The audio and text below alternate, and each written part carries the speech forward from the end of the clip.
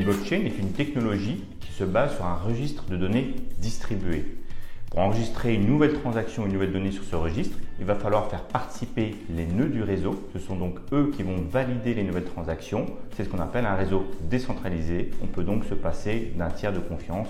On a une sécurité accrue.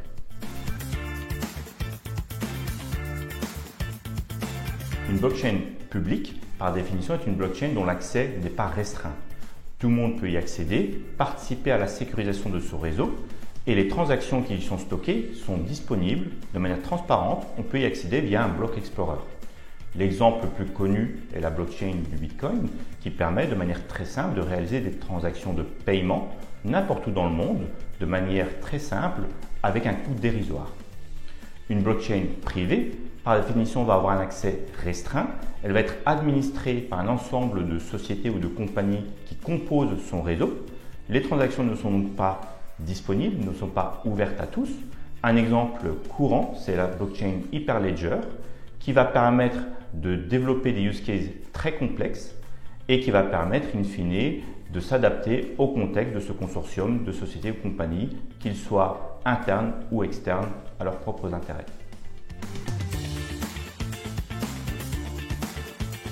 Les avantages et inconvénients pour l'une et pour l'autre sont notables. Les avantages d'une blockchain publique vont être son très haut niveau de sécurité, qui est généralement accompagné d'un réseau de nœuds étendu et donc très décentralisé. Il en résulte pour les données qui y sont stockées une protection contre la falsification ou toute autre tentative de corruption très importante. La contrepartie va être une performance plus limitée, surtout dans le cas où le volume de transactions est important. Enfin, le coût de ces transactions peut être aléatoire dans le cas où il y a congestion sur ces réseaux ou encombrement. Une blockchain privée, quant à elle, va permettre une meilleure maîtrise des coûts et une meilleure optimisation de la performance puisqu'elle est conçue pour cet usage spécifique.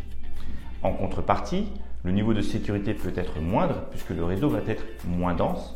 On peut donc avoir un plus fort impact sur la protection de ces données. Il faudra donc veiller à sécuriser de manière spécifique ces blockchains-là. D'abord, il faut se rappeler que la blockchain est une solution parmi d'autres. Ensuite, pour choisir parmi les dizaines de solutions disponibles, il faut avoir une très bonne compréhension de l'usage que l'on souhaite en faire, du contexte et des contraintes qui vont s'appliquer sur cet usage.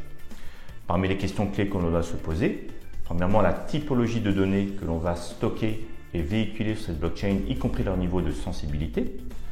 Deuxième question à se poser, c'est le volume, la performance et les délais qui vont s'appliquer à ces transactions.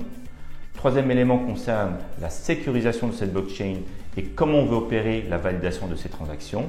Et enfin, ne pas oublier les coûts de mise en œuvre et les moyens pour réaliser le projet.